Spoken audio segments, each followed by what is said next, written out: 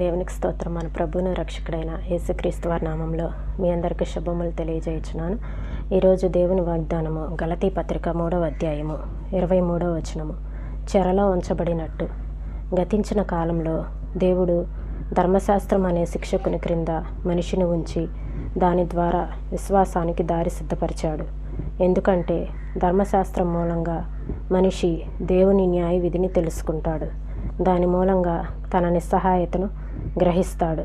ఆ తర్వాతే దేవుడు చూపిన విశ్వాస మార్గాన్ని సంతోషంగా అనుగ్రహించగలడు. ధర్మశాస్త్రము మానవుడు పాపి అనే విషయాన్ని బయలుపరుస్తుంది. అలానే దేవుని యొక్క న్యాయ విధులను బయలుపరుస్తుంది. మానవుడు ఎంత నిస్సహాయుడో అనే విషయాన్ని ధర్మశాస్త్రం మనకు తెలియపరుస్తుంది. యేసుక్రీస్తునందు విశ్వాసం ఉంచటం వలన మన పాపములకు క్షమాపణ కలుగుతుంది. విశ్వాస మార్గాన్ని సంతోషంగా మనిషి అనుసరించగలడు. దేవుడు ఇప్పటికీ మనలను విశ్వాసంలో బంధిస్తూ ఉంటాడు.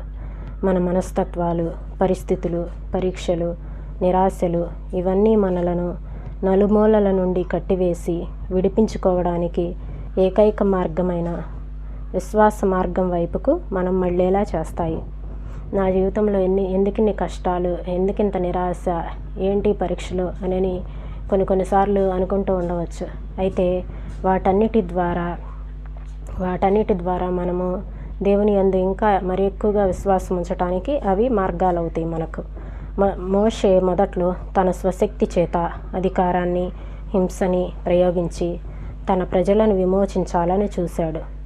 దేవుడు అతన్ని 40 సంవత్సరాలు అరణ్య ప్రదేశంలో బంధించి ఉంచాడు. అప్పుడు మోషే దైవ కార్యాలు చేయడానికి సమర్థుడయ్యాడు. మోషే గారు దేవుని కార్యాలు ఐగుప్తు ధనము కంటే క్రీస్తు విషయమైన నింద గొప్ప భాగ్యమని మోషే గారు ఎప్పుడైతే ఎంచుకున్నారో, అలానే 40 సంవత్సరాలు దేవుడు అరణ్య ప్రదేశంలో ఎప్పుడైతే ఉంచారో అప్పుడు మోషే దైవ కార్యాలు చేయటానికి సమర్థుడయ్యాడు. పరిశుద్ధాత్మ పౌలు, శీలలను ఐరోపాలో సువార్త చెప్పమని ఆదేశించాడు. వాళ్ళు ఫిలిప్పీకి చేరుకున్నారు. కొరడా దెబ్బలు తిన్నారు. చెరసాల పాలయ్యారు. బొండకయ్యలో బందీలయ్యారు. కారు చీకటిలో ఆయనకు స్తుతిగీతాలు పాడారు. దేవుడు వారిని విడిపించాడు. పౌలు, శీలలు చెరసాలలో ఉన్నప్పుడు వాళ్ళకి బొండకొయ్యలో వేసి బిగించటం జరిగింది. మీరు చూసినట్లయితే బొండకొయ్య తమ్నైల్లో చూసినట్లయితే మీకు కనబడుతుంది. బొండకొయ్య అంటే ఒక చెక్కకి హోల్స్ చేసి 2 హోల్స్ వాటి మధ్యలో కాళ్ళను పెట్టి చేతులకి సంకెళ్ళు వేసేవారు. అలా వేసి వీపంతా కొరడా దెబ్బలతో కొట్టారు. అలాంటి సమయంలో పౌలు, శీలలు ఒక మధ్యరాత్రి వేళలో దేవుణ్ణి పాట పాడుతూ దేవుణ్ణి స్తుతిస్తూ ఉండగా ఆ చెరసాల పునాదులు కదిలిపోయాయి. చెరసాల నాయకుడు, అయ్యలారా నేను రక్షణ పొందుటకు నేనేం చేయాలి అని అడిగాడు. చెరసాల నాయకుడు మార్చబడ్డాడు. యోహానును పద్మాసు ద్వీపానికి ప్రవాసం పంపించేశారు. విశ్వాసంతో అతడు బందీ అయ్యాడు. అలాంటి బంధకాలు లేకుంటే అతడు దేవుని మహిమాన్వితమైన దర్శనాలను చూసేవాడు కాదేమో. యోహాను గారు పద్మాసు ద్వీపంలో పరవాసి అయ్యాడు. అలా అయ్యున్నప్పుడు ప్రకటన గ్రంథాన్ని దేవుని దర్శనాల ద్వారా ప్రకటన గ్రంథాన్ని రాయటం జరిగింది. అలాగ బంధించి ఉండకపోతే ఆ పద్మాసు ద్వీపానికి వెళ్ళకపోయి ఉండినట్లయితే దేవుని యొక్క మహిమాన్వితమైన దర్శనాలను చూసేవాడు కాదేమో. నీకు ఏదైనా పెద్ద ముప్పు వాటిల్లిందా? ఏదైనా గొప్ప నిరాశ కానీ, నష్టం కానీ, మన జీవితాల్లో నిరాశలు, నష్టాలు, చెప్పలేనంత దిగులు కానీ సంభవించిందా? కష్టకాలంలో ఉన్నావా? ధైర్యం తెచ్చుకో. విశ్వాసంలో నువ్వు చెరలో ఉన్నావు.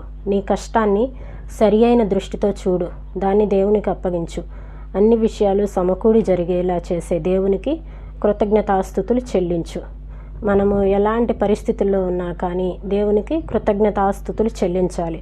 అప్పుడు ఎన్నో దీవెనలు పొందుతావు. సాధారణ పరిస్థితుల్లో కనిపించని దీవెనలు, సహాయము, దేవుని నడిపింపు నీకు కనిపిస్తాయి. నీ చెర మూలంగా నువ్వే కాక నీ చుట్టూ ఉన్న చాలామంది గొప్ప వెలుగును, దీవెనను పొందుతారు. ఈ మాటలను ప్రభు మన వినికిల్లో దీవించునుగాక. ఆమేన్. ప్రార్థన చేసుకుందాం.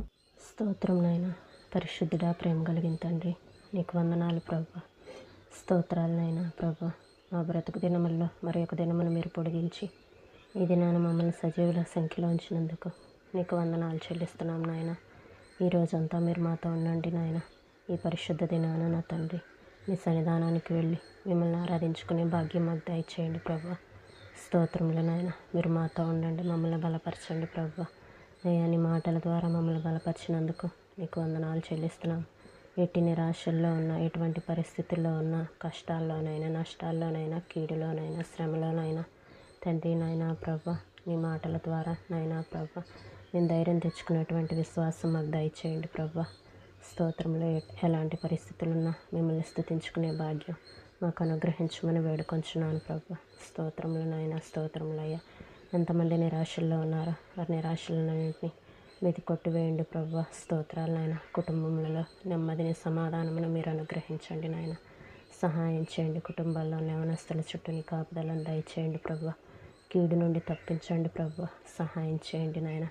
ప్రతి విషయంలో మీరు తోడుగా ఉండి నడిపించమని, మీ నామానికి మహిమ తెచ్చుకోమని యేసయ్య నామంలో అడిగి వేడుకొంచున్నాం తండ్రి. ఆమేన్.